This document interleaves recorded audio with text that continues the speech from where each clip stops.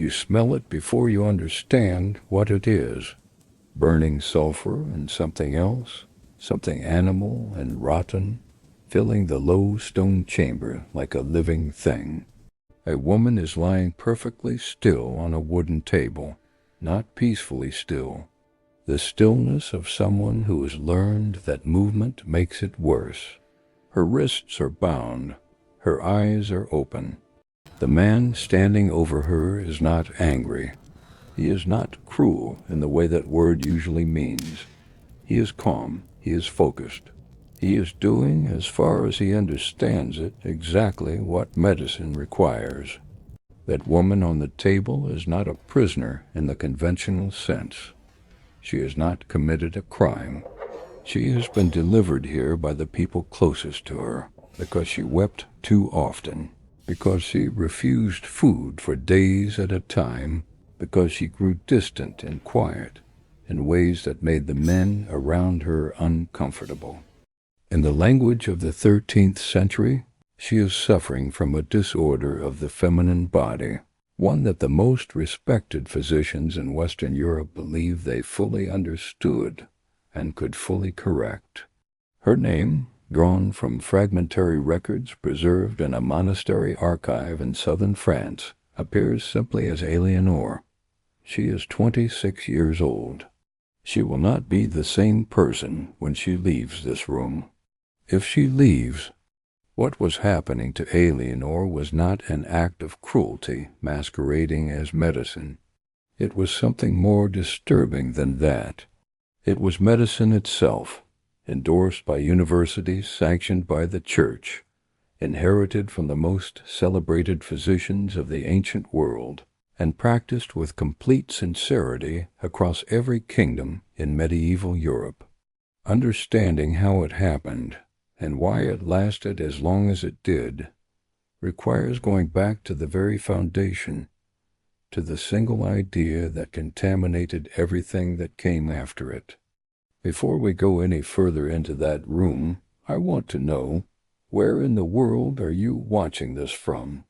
The fact that a story buried in the stone chambers of medieval Europe can reach someone sitting wherever you are right now genuinely moves me.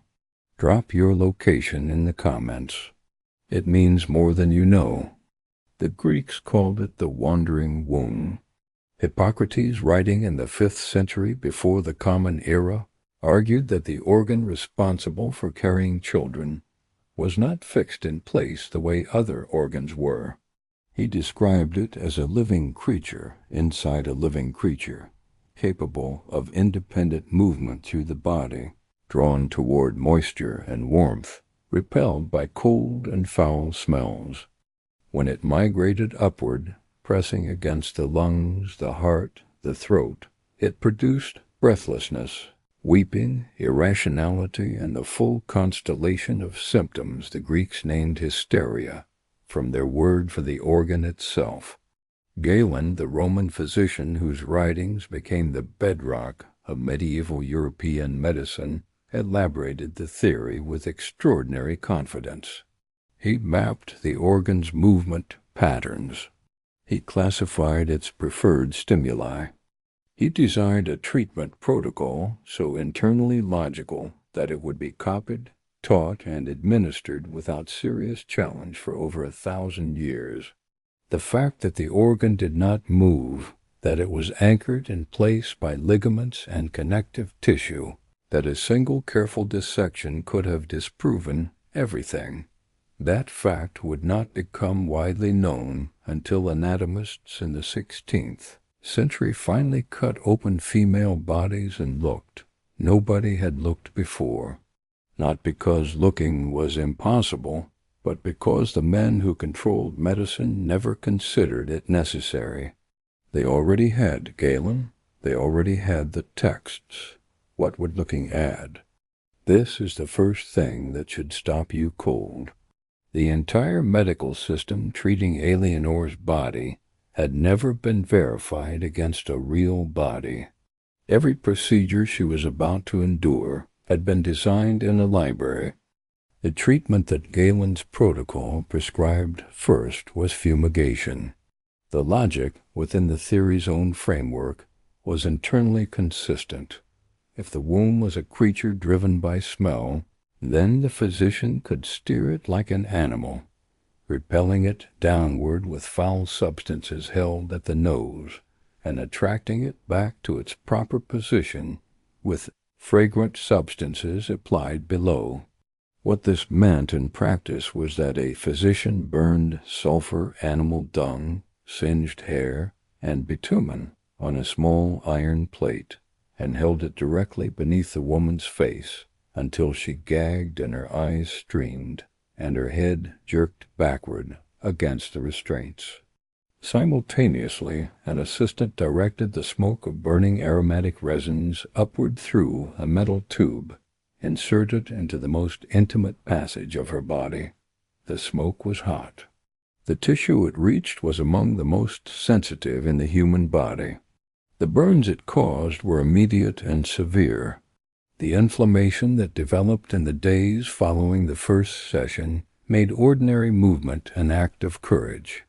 A second session was typically scheduled before the first had healed, a third before the second. The medical text described this protocol, among them the Trotula manuscripts of 12th century Salerno, copied and distributed to medical schools across Europe, prescribed different fumigation compounds for different stages of the condition, which tells us something important. This was not a fringe practice, not something done only in desperate cases or remote monasteries. It was a pharmacology, a standardized curriculum. Fumigation was the first-line treatment, administered routinely, on a schedule, to enormous numbers of women across centuries. The cumulative damage to the bodies it was practiced on is something the texts never calculate. They were not designed to calculate it. They were designed to prescribe the next session. For Eleanor, the sessions continued for 6 weeks before the physician escalated.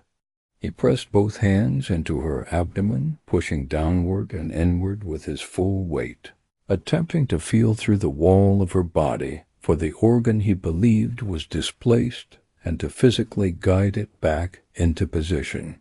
He did not know what his hands were touching. He felt resistance and interpreted it as the wound-resisting treatment. The resistance was her internal organs responding to compression, the way any organ responds to a man pressing down on it with both palms. But the theory provided no mechanism for that interpretation. The theory said resistance meant the wound was stubborn.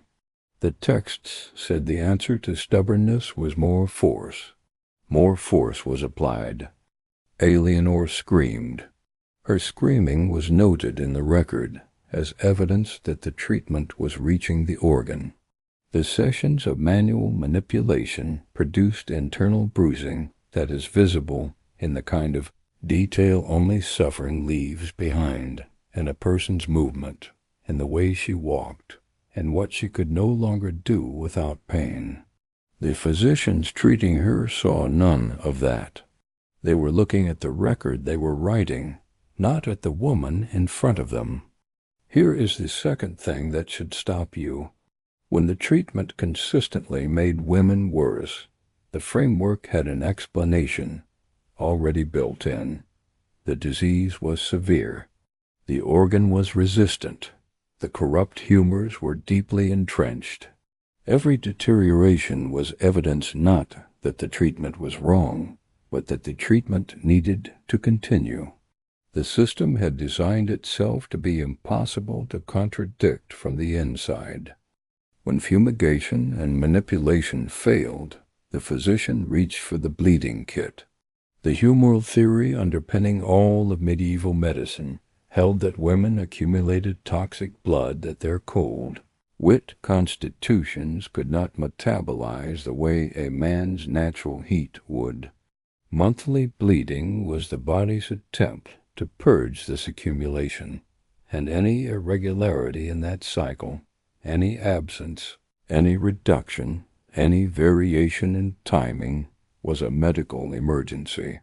The prescribed response was to bleed the woman artificially, compensating with the lancet for what her body had failed to expel on its own. The veins selected for female bloodletting were not random.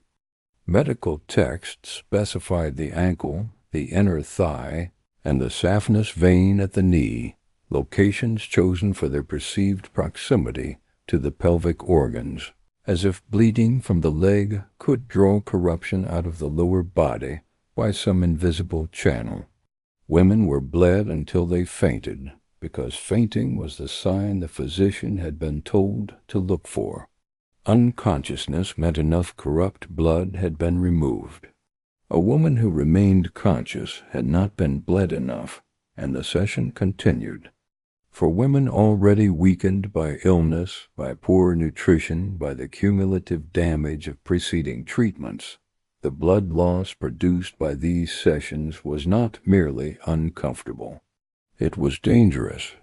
It produced the pallor and the trembling and the inability to concentrate that the physician then documented as evidence of the disease's continued progression and prescribed another bleeding session to address. Leeches extended the reach of the lancet into places the physician was reluctant to reach with a blade. The medical texts of the period are clinical in their instructions about where leeches were to be placed on the female body: inner thighs, lower abdomen. In documented cases directly applied to the most sensitive internal tissue, introduced through the birth canal and left until they detached naturally. The text described this as targeted therapy. The word the women on those tables might have used does not appear in any of the surviving records, because the women on those tables were not the ones keeping the records. Eleanor's record shows 3 months of bleeding sessions. By the end of the 3rd month, a note in the same physician's hand observes that she has become very quiet. That she no longer weeps, he records this as improvement. She had not stopped weeping because she felt better.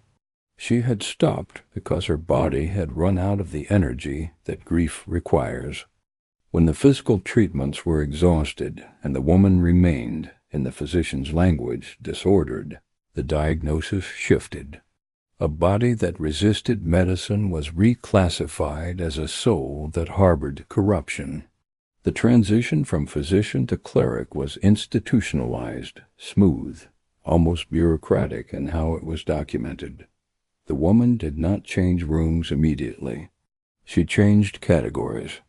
What had been called a physical excess of corrupt humors was now called spiritual affliction, and the tools that replaced the fumigation pot and the lancet were prayers recited at volume, holy water poured over restrained limbs, and in documented cases, blows, not delivered in anger, but delivered ritually as part of an exorcism protocol designed to make the body hostile to whatever presence was believed to have settled inside it. The logic was identical to fumigation. Drive it out with something it cannot tolerate. The substance had changed. The woman's experience of being held down and subjected to something she had not consented to and could not escape had not changed at all. This is the 3rd thing that should hollow you out when you sit with it. The women who knew how to actually help, the midwives, the herbalists, the village healers who had accumulated empirical knowledge across generations through direct experience with pregnancy and labor and the conditions that affected female bodies, were not merely excluded from the institutional medical system. They were systematically destroyed by it. The Malleus Maleficarum, published in 1487 and spreading across Europe through the newly invented printing press, identified midwives specifically as among the most dangerous practitioners of dark arts. Women who eased labor pain with preparations of herbs were accused of using potions. Women who possessed knowledge of the female body that university physicians did not possess were accused of having received that knowledge through demonic communion, because no natural explanation existed for a woman knowing more about her own body than a man who had studied Latin texts in a library. The trials that followed across the 15th, 16th, and 17th centuries did not simply execute individuals. They executed traditions. When a woman who had delivered 300 babies was burned, the knowledge she carried, which position helped a difficult labor, which preparation slowed dangerous bleeding, which herb reduced fever without poisoning the patient, died with her. It had no written form. It lived only in her hands and her memory. The male physicians who filled the void she left behind brought instruments and theory into birthing chambers where she had brought experience and observation. Documented records from multiple regions across Europe show maternal mortality increasing in areas where midwives were suppressed and physician oversight was mandated. The women who were burned as witches had been keeping other women alive. Their removal from the world killed more women than the fires ever consumed. Eleanor was transferred to a religious house in the autumn of the same year her treatment began. The confinement that followed lasted 7 months. What the records show of her condition upon arrival and her condition upon release is a distance measured not in symptoms, but in silence. The woman described on the intake record weeps and refuses food and speaks of her unhappiness with a directness that the monk recording her words describes as evidence of spiritual confusion. The woman described on the release record does none of these things. She is cooperative. She is obedient. She is improved. The physician was paid. The husband was satisfied. The case was closed as a success. The system had worked exactly as it was designed to work, not to heal Eleanor, to silence the part of her that was expressing something the world around her could not tolerate. The word hysteria survived in Western medical literature until 1980, when the American Psychiatric Association finally removed it from its diagnostic manual. That is not ancient history. That is within the lifetime of people reading this now. The theory that strapped Eleanor to a table in a stone room in 13th century France was still providing a clinical vocabulary for dismissing women's suffering 650 years later. The name of the organ had been quietly dropped from the diagnosis. The assumption underneath the diagnosis that a woman's distress originates in the instability of her biology rather than in the reality of her life had not been dropped at all. It had been translated into newer language and carried forward. Medical researchers publishing in peer-reviewed journals in the 21st century have documented measurable disparities in how men's pain and women's pain are treated in clinical settings. Women reporting the same symptoms as men wait longer for care. They receive less pain medication. They are more frequently told that their symptoms are psychological rather than physical. The studies tracing these disparities reach back, again and again, to inherited frameworks of assessment built during centuries when the female body was officially classified as a defective, unstable, and inherently suspicious version of the male body. The physicians practicing today did not build those frameworks, but they were trained inside institutions those frameworks built. And institutions carry assumptions long after the people inside them have stopped consciously holding those assumptions. The surviving fragment of Eleanor's record ends abruptly. There is no final entry. There is no note about what happened to her after she left the religious house, whether she returned to her husband, whether she recovered in any sense that she herself would have recognized as recovery. She exists in the archive as a case study, her symptoms recorded, her treatments noted, her silence at the end catalogued as evidence of cure. What she felt is nowhere in the document, because the document was not designed to contain it. The physician who treated her spent 30 years practicing medicine. He trained apprentices who carried his methods forward. He is remembered in 2 separate monastic records as a man of considerable learning and genuine devotion to his craft. He believed without question until the day he died that what he had done in that stone room had helped her. She was the one who had been in the room. She was the one who knew. Some knowledge survives in the writing. Some knowledge survives only in the body that endured what was done to it. Eleanor's body is gone. The stone room is gone. The fumigation pot and the lancet and the restraining straps are gone. What remains is the record written by the man standing over her, and the gap in that record where her experience should be. That gap is not empty. It is full of something that didn't have permission to become words.